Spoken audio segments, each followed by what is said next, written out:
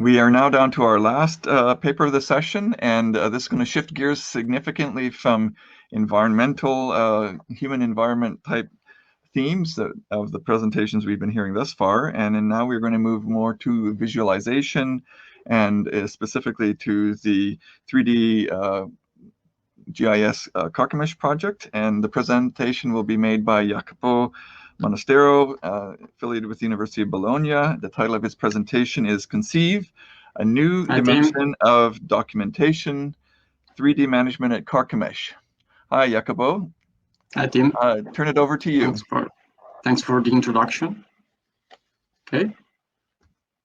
Can I go? Yes, please. Okay. Good evening, everyone, or good morning. My name is Jacopo Monastero, and I'm collaborating with the University of Bologna as archaeologist and 3D expert for the excavation at Karkemish and Nineveh.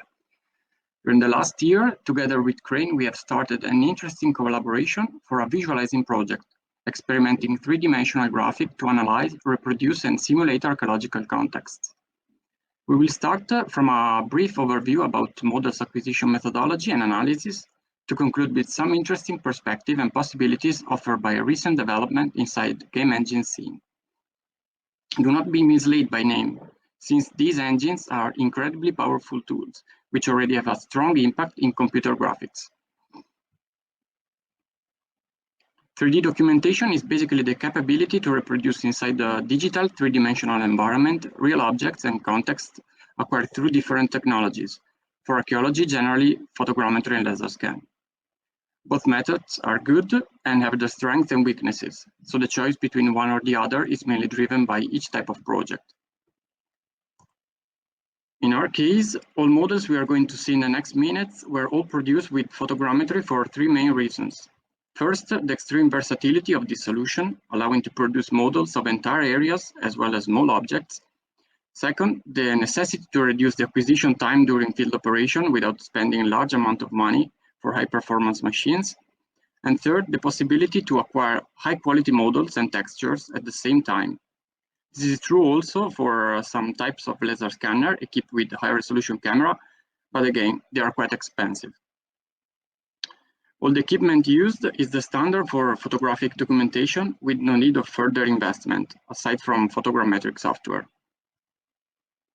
Talking about the archaeological site of Karkemish, the city is located along the course of the Euphrates River, on the current Turkish-Syrian border, and have a long occupation history, attested from Neolithic up to the present day. The operation, carried out by the joint Turkish-Italian team from the University of Bologna since 2011, have covered different sectors of the city, but today we'll focus mainly on the Lower Palace area. This complex was characterized by both political and religious buildings, attested from the Bronze Age until the transition to Iron III. In particular, Area C was probably an administrative context, with a role in goods distribution. Following the archaeological campaign in 2017, an impressive amount of clay ceilings has been found, many of which presents impressions from the transition between late Bronze to Iron Age. Due to its exceptional nature, the fragility and the complexity of these objects, we decided to test the capabilities of photogrammetry for these kind of items, and the results we obtained were immediately encouraging. The complexity is probably the most crucial aspect for study purposes. During the last year spent scanning and shooting different kind of findings, we understood the difficulty to represent and communicate the complexity of these objects only through pictures and drawings. Clay ceilings are in fact characterized by very irregular shapes, inherited from the support these were placed on, leaving a functional impression on the back side. The frontal side was instead marked with cylinder or stamped seals, belonging to different functionaries. Depending on the degree of conservation, the presence of inclusion, and the depth of seals cavities, reading those impressions can be really challenging, especially if you lack any access to the original piece and you have to rely only on documentation. For these reasons, since 2019, the systematic acquisition through photogrammetry has become one of our standard documentation approaches, with more than 100 clay ceilings acquired. The pictures for photogrammetric reconstruction were taken inside a studio lit with a couple of flashes, giving us the possibility to fully control the light source and allowing us to shoot using lowest ISO value, reducing pictures noise and increasing model's overall quality. In this way, we also reduce the shadow projected on the object that can mess up alignment, especially if the camera only moves vertically and turning the photoscanned object. With this setup, you end up obtaining a totally shadowless texture, allowing even more possibilities for light simulation later on. Ideally, this would be the right way to proceed, but of course, it is not always possible, in particular for large-scale territorial acquisition. Depending on the complexity of the target, for each piece, a number between 50 and 200 pictures were taken from every side. But most of the work is subsequent, namely with image and model processing. For this reason, it is clear that at the moment it is unthinkable to acquire models of every single object found during the excavation. But considering the increasing popularity and the development in 3D computer graphics, I'm confident that this will change significantly in the next years. The analysis employed on some of these objects consists in the simulation of plastic properties of other materials to obtain casts and impression left over other surfaces, likewise the case of this couple of cylinder seals. With this method, we can also obtain the functional impression of clay ceilings without the need to do it on the original piece. This can be especially helpful for particularly fragile objects, such as these door ceilings. In all those cases where reading impressions can be problematic, even changing the orientation of light, we can use a series of geometric functions to enhance details when barely visible. One of the most common involves the use of normals, which is the direction where each of the face of the mesh is pointing at, expressed as a vector, also used by 3D software to calculate shadow projection. By combining different kinds of nodes inside this editor, we instruct our rendering engine to display each face with a different color and shading, based on the value of its normal vector. Other interesting results can be obtained through the approximation of the curvature of the mesh per vertex function, assigning a darker shading to concave angles and lighter shadings to convex angles, enhancing cavities and incisions. Since 3D programs can be quite intimidating, especially for newcomers and casual users, at the moment, this kind of documentation still represents a niche. This is also one of the reasons why most of the publication relies on images or video renderings of acquired models, losing in this way most of the potential of full experience with the three-dimensionality of models. Another quite popular tool is represented by Sketchfab.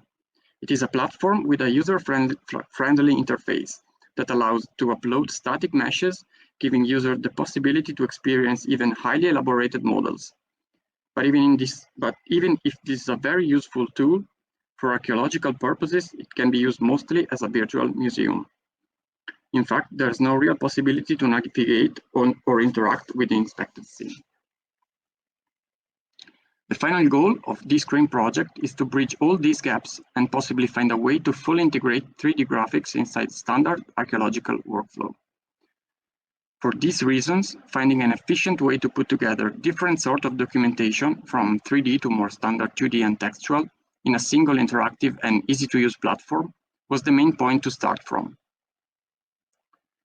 As already mentioned, an efficient way to achieve all this is through game engines. Unlike other softwares, games heavily rely on graphic interfaces, and the interaction between users and the environment are the most diverse, depending on the platform and on the kind of experience the publisher wants to transmit. There are a lot of game engines available on the market, and every day new ones are released. However, the most widely used are essentially three: Unreal Engine, Unity, and Godot.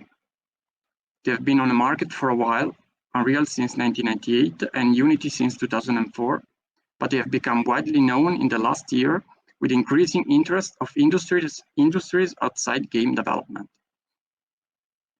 Using one or the other is mostly a personal choice, since they are all quite good and free to use for non-commercial purposes. The choice of Unreal Engine at the time was driven by the possibility to code through Blueprint visual scripting, a scripting system based on the concept of using a node-based interface, currently implemented by many other programs as well. Another important factor was the intrinsic capability of the engine to handle extremely high polygon count scene, apparently further increased in the upcoming version of the engine. We wanted to test the capabilities of the engine, starting from the portability, the interaction between layers of these different data types, and to produce an output that could be public and widely usable. The result of this first year of work is already available at the website you see on the slide, fully working on web browser, with Google Chrome having the best performance for Windows, Mac, and Linux. It is not supported by smartphone yet. The application consists into two scenes.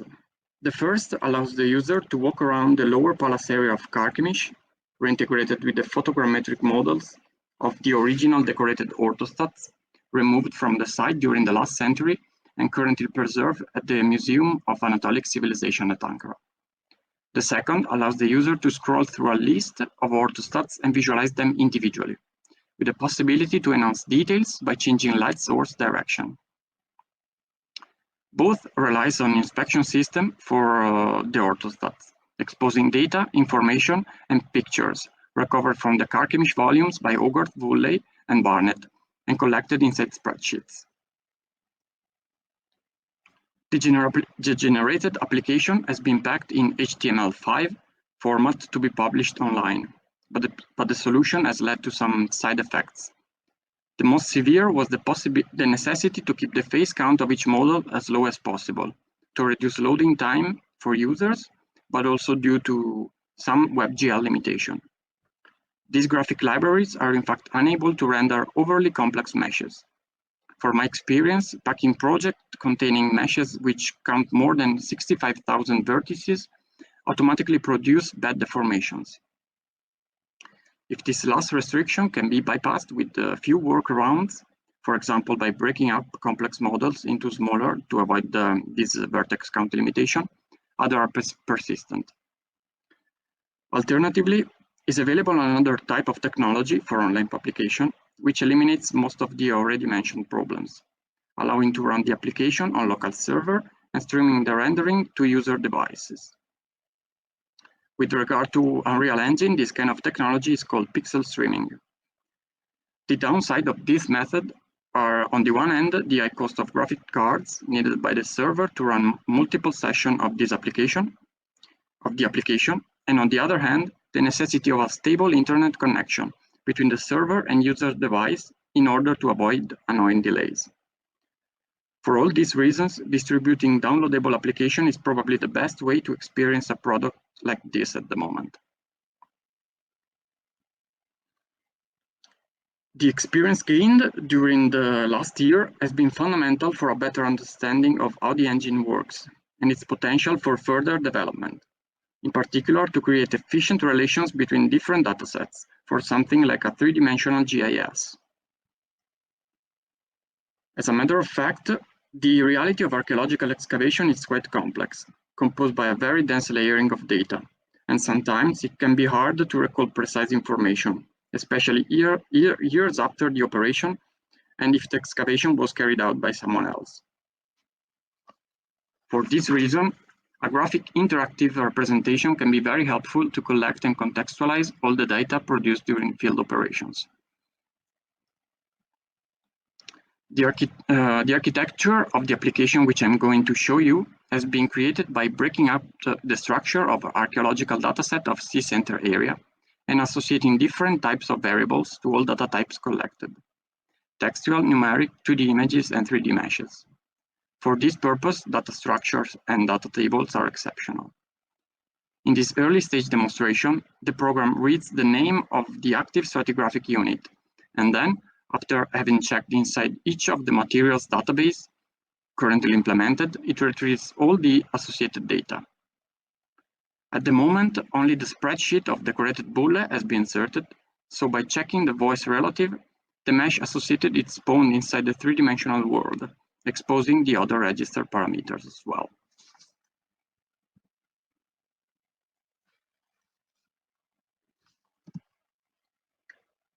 This is the interface of Unreal Engine, inside of which we have we can build, modify, compile, and simulate the project we are working on.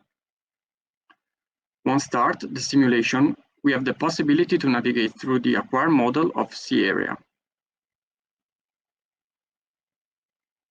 In particular, we have a list of sea center stratigraphic units displayed on the left side of the screen.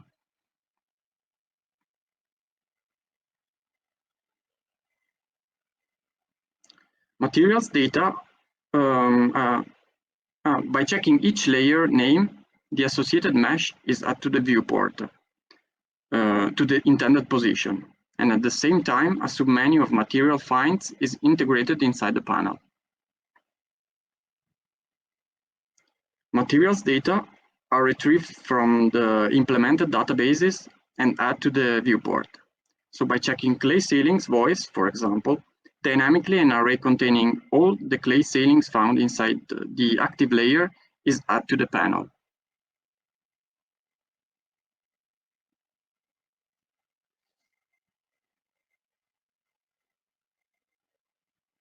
By checking each item, its mesh is spawned inside the three-dimensional world to the intended position.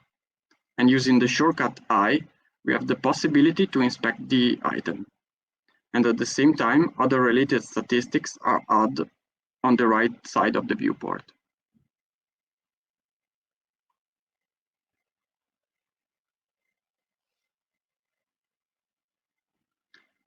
Activating and deactivating layers, we have the possibility to fully investigate the chronological sequence up to the latest archaeological levels.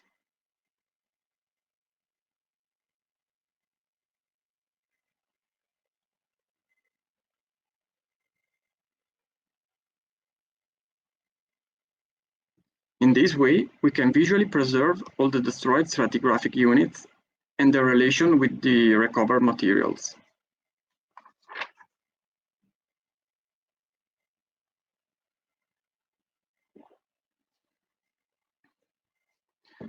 Once created the overall structure of the program, it is easy to insert new items from a common spreadsheet editor.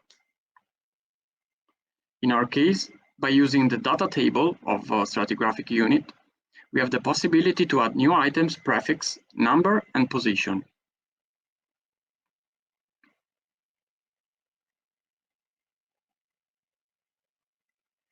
For this example, I'm using some arbitrary coordinates for demonstrating purposes, but we can do the same thing with actual georeference position converted inside the three-dimensional space. At this point, we can add a mesh to the new layer by simply dragging into this panel the wanted mesh.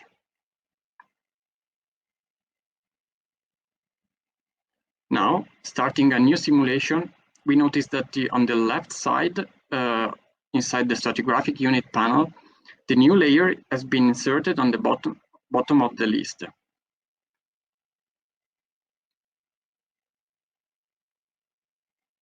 And once checked, the associated mesh is spawned to the intended position.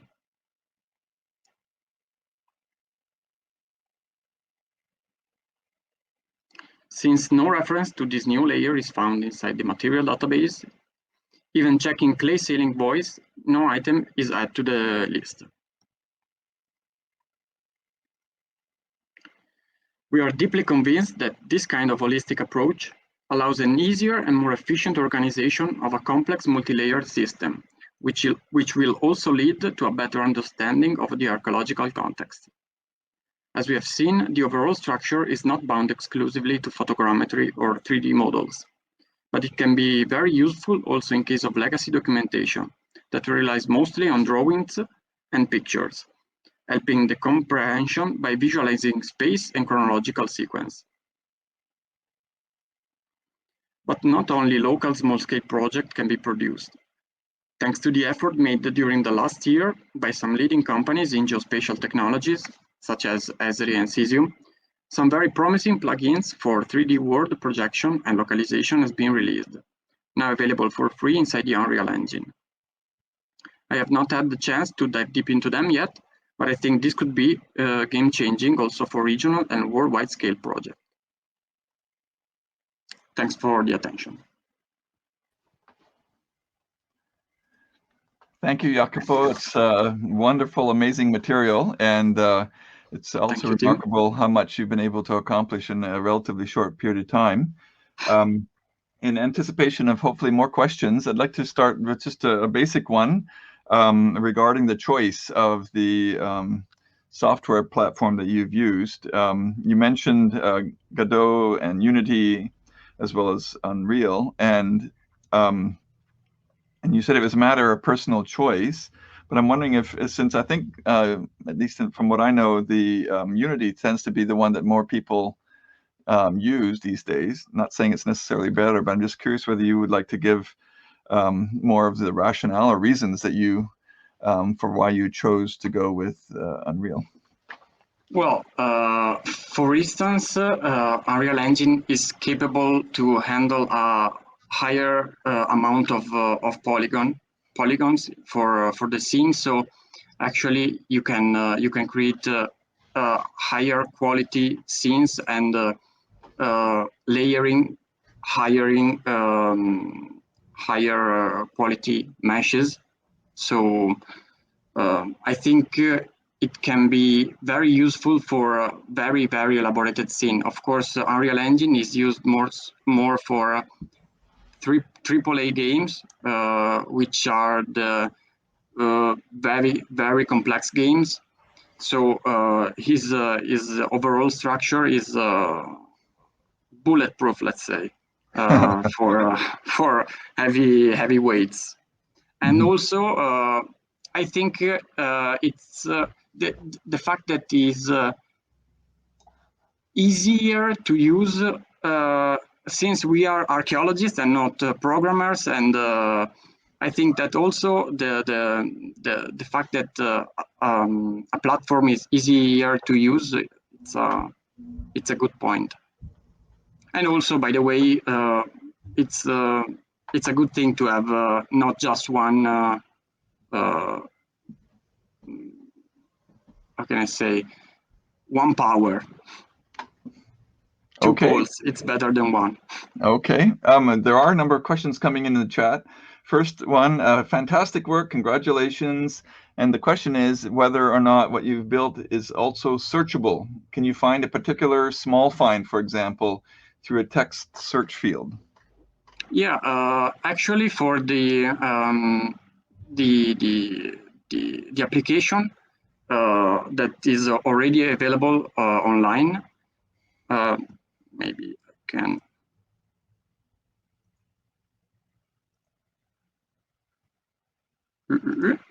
If you can share my screen again, at this address you can find the already published project. The first project used mostly to understand the capabilities of the engine, and inside this project, there's also the possibility to find the particular item you need to. So I think also this possibility will be implemented in the upcoming version. This version, it's I think 2 months old. Yeah, we know that, but yeah, it's good for you to point that out. Second question, also prefaced or suffixed by very impressive presentation. The question is, how specific is how platform specific is this project? And I think the larger context is how a future time will, through future time, how will access be made available to this? How will it be preserved? Your data and assembly, and once it becomes a legacy project, for example. The online publication, it's always the best choice. But as I already said, at the moment, we have some infrastructural limitation. For example, in Italy, our internet connection it's quite bad. In fact, is a miracle. I'm still here, but I think that in the near future, the goal will be to use the internet to publish this kind of project. Of course, inside the Unreal Engine, but also inside Unity. I think also inside Godot, but it's quite new as a platform. I don't know. You have the possibility to pack the project for different platforms, and different devices. So another interesting choice, I think, in my opinion, that will be the future of visualization will be the augmented reality. And this kind of project, especially like a three-dimensional GIS integrated to augmented reality, I think would be the way to go. And for example, for mobile devices, not for headset, virtual reality headset. I'm going to take the liberty to say, in the context of the larger crane goals, that I think this question about what will happen in terms of long-term preservation of the data, and especially as the project becomes a little more of a legacy project, this is one of the things that we are trying to address within the framework of the data storage, preservation, and stewardship of data from various crane-supported projects. So that part of the answer to this question, I think, is that we hope that that would be a platform that would be and an arrangement that would be used in this case. That, of course, still needs to be discussed. In terms of the operational program software, I'm sure that will change over time, obviously, as new technologies, new software is developed. So there won't be necessarily any permanence there. And it will certainly be beyond my capabilities to try and figure out how to deal with anything like that, as should it be more than evident by now in my attempts to try and navigate online today. We do have I think we have time for one more question here. What are the background, i.e. the hardware and bandwidth requirements for the pixel streaming? Okay, the hardware, we are talking about the NVIDIA Quadro type of graphic cards. As for the internet connection, I cannot say. The fact is, a normal internet connection is actually fine. The fact is, it has to be very stable. Of course, if you have high latency, it's quite problematic. Also for normal streaming, because it's working like Netflix, like all the streaming platform. But of course, if streaming platform, you have the buffering time, the loading time. In this case, you have to rely on quick response between the user and the server. So you need a really stable connection. Okay, thank you very much for that. I think that we're going to bring the session to a close now with that. Thank you very much, Jacopo. We're definitely expecting and anticipating much more wonderful things from you on this. So this is something that I feel this is like the first installment of more presentations on a really excellent project to come. Thank you very much. Thank you, Tim. Thank you, everyone. I want to thank everyone who's participated in the presenters, as well as the audience for participating and attending through thick and thin. And everybody, I think, now has a chance either for lunch, for dinner, or perhaps even for breakfast, depending on what part of the world you live in. Thank you all again, and we'll see you all in the next session, wherever that may be. Thank you very much. Bye.